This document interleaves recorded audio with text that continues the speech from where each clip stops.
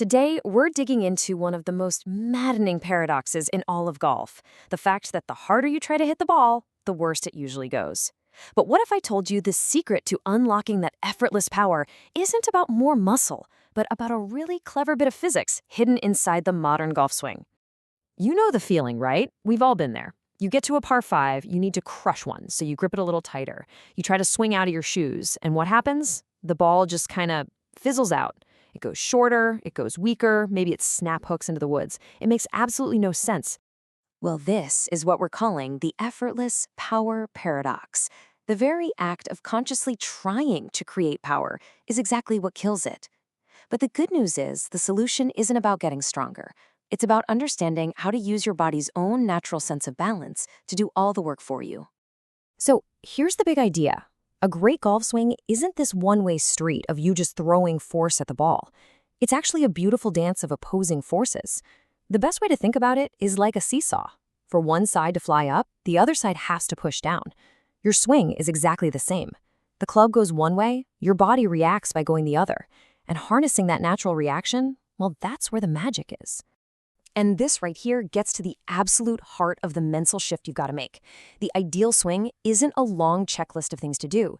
It's a reflex. It's your body just instinctively reacting to the weight and force of the club, not you trying to consciously hit a bunch of positions. So how does this whole dance even start? Well, it all begins with the very first move you make from the top of your backswing. And I'm telling you, this move goes against pretty much every instinct you have as a golfer. Our instinct is always to yank that handle down hard, right? To pull it towards the ball. But the secret, the real move, is to do the complete opposite. You have to just let the heavy head of the club fall behind you, passively. Now, this is not a weak move at all. By letting the club fall like that, you are loading the shaft with a ton of potential energy, kind of like pulling back a slingshot. But here's the crucial part. That falling weight creates this powerful pulling force that your body has to react to just to keep you from falling over. And that brings us to the other side of our seesaw. As the club's weight starts pulling you in one direction, your body has to do something completely natural to counterbalance it. Now, what do most of us do by mistake? We spin. We try to rotate our hips and our shoulders open really fast. But the real power move is actually a side bend. You're literally bending your left side down away from the target to act as a perfect counterweight. This specific move is called sokotsu, and it's your body's perfect natural response to that falling club. And let's be super clear about this. This side bend isn't just one more thing you have to remember to do. It's not a conscious thought. It's a reflex. It's your body's automatic response to keep you balanced against the weight of the club. You're not doing the bend, you're allowing it to happen. These two moves are a perfect match. The club falling back and your body bending to the side to counter it, they have what the source lesson calls a very good affinity. They're like two pieces of a puzzle that put together perfectly, a perfect yin and yang. One creates a force and the other balances it out. Okay, so we've got the club falling one way, the body bending the other way. So what happens when these two opposing forces hit their point of perfect balance? Well, this is the big aha moment. This is where the power happens. And the crazy thing is, it happens all by itself. And this magic moment, it happens at a very precise point in your downswing. To picture it, just imagine you're standing in the middle of a giant clock face. 12 o'clock is straight ahead, 6 o'clock is directly behind you. The instructor has this amazing simple phrase for it. The release is at 7 o'clock. Think about that. The release doesn't happen at the ball. It happens behind you at 7 o'clock. And that's the point where all that energy you stored up is unleashed automatically and explosively. And listen, if you take one thing away from this, let it be this. The release is not something your hands do. It is something that happens to you. It's that precise moment the seesaw balances, and all that energy just fires through the club and into the ball without you having to do a single thing with your hands. And here is the idea that is so hard for us golfers to accept.